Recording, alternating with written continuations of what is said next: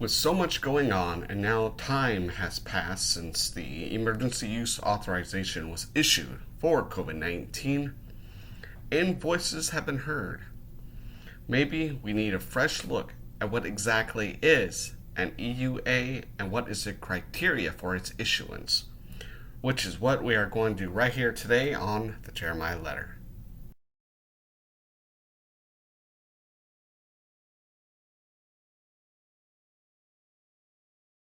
Now, I could go over what the FDA offers the public, but we would also be missing some other important criteria for this.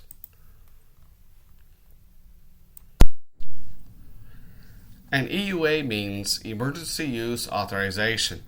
According to the January 13, 2017 issue of the Federal Register, the FDA announced the publishing of the Emergency Use Authorization of medical products and related authorities.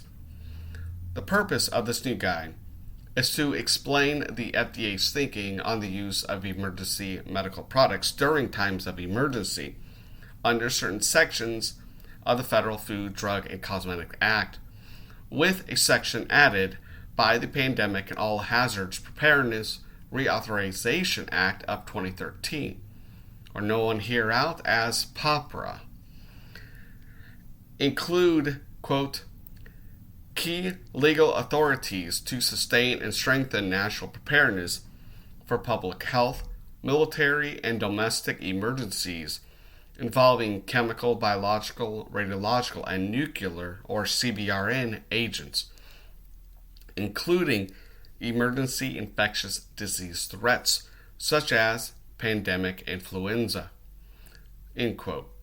The Federal Register continues to inform us that the PAFRA clarifies and enhances the FDA authority to support emergency preparedness and response, fostering development and availability of medical products known as MCMs, or medical countermeasures, during emergency times. Any MCM can be a drug, biological product, or devices such as a personal protective equipment. The Emergency Use Authorization of Medical Products and Related Authorities replaced two previous documents: Emergency Use Authorization of Medical Products from 2007 and another document published in 2009 titled Emergency Use Authorization Questions and Answers. This means that through an appropriate official within the Department of the Federal Drug and Cosmetic Administration, the Secretary of the Health and Human Services can create and issue an emergency use of any drug, regardless if it is approved by the FDA. It so happens there is the 4-point criteria to support the use of an EUA, and only one criterion must be met. All 4 criteria are issued when there is a high risk of an attack or there is one already in play with the CBRN agent or agents that is sufficient to affect the national security or the health and security of United States citizens living abroad. The Secretary of Homeland Security can issue 2 of the 4 criteria, the first and fourth. When the Secretary of Homeland Security issues an EUA, there must be a significant potential for a domestic emergency or one is in play. The other criteria is, in pursuant of Section 319F-2 of the Public Health Service Act, is sufficient to affect national security or the health and security of United States citizens living abroad. When the Secretary of Defense issues one, it must be a military emergency or an actual military emergency in conjunction with a high risk to the United States military forces. When the Secretary of Health and Human Services issues an EUA, there must be or a significant potential for a public health emergency both in the United States and its citizens living abroad, or a disease or condition that may be attributable to such agents.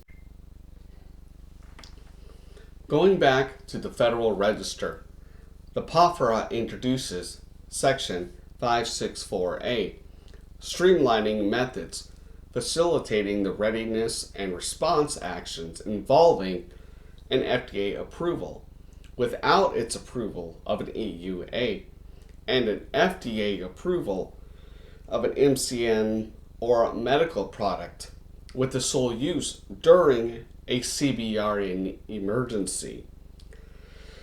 These powers extend to provisions such as empowering, permitting, and allowing the FDA in emergency situations to extend expiration dates of eligible FDA-approved MCM for use in CBRN emergencies. With an amendment by POFRA, Section 564 of the FD&C Act allows the Commissioner to, in times of emergency, authorize emergency use of any approved or unapproved medical products.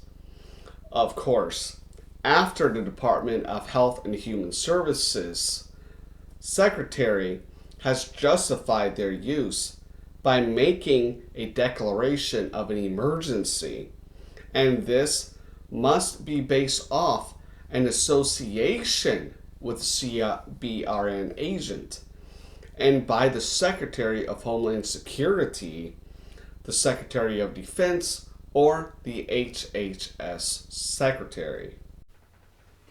This means that there may be, or possibly not, an indefinite end to an emergency or the situation that the EUA finds itself being created for. So what is the reasoning behind the COVID-19 EUA measure? Recorded in the Federal Register of February 7, 2020, the Secretary of Health and Human Services states, on February 4, 2020, the Secretary determined pursuant to his authority under Section 564 of the FD&C Act that there is a public health emergency that has a significant potential to affect national security or the health and security of United States citizens living abroad, and that involves a novel coronavirus first detected in Wuhan City, Hubei Province, China in 2019.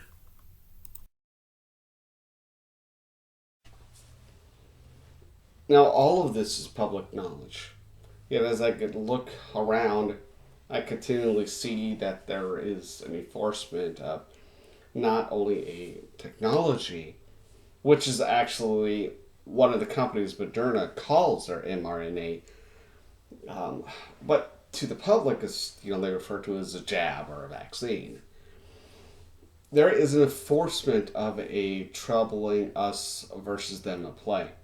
And somehow science, with all of its rigorous testing and hard data analysis, can't seem to find a way to say how long this vaccine is effective or how long the state of emergency is.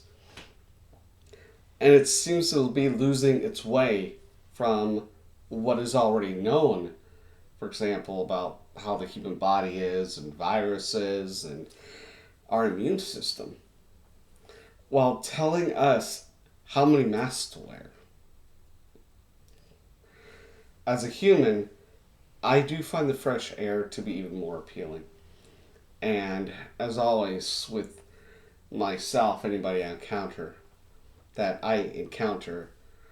I want to continually enforce and encourage people by looking at them and say, you have the right to think for yourself. You have a mind, you have a body, you have the ability to critically think about something and ask questions and find the answers for yourself. This is Daniel with the Jeremiah Letter.